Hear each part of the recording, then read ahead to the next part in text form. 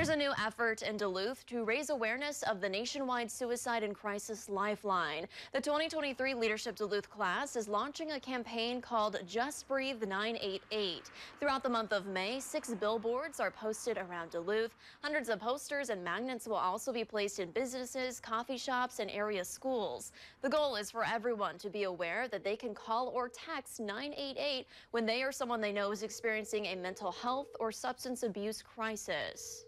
This is so needed and so necessary and can be a life-saving endeavor if we can get the word out, and so that rather than 95% not knowing about it, 95% of people do know that they can call or text 988 at any time, day or night.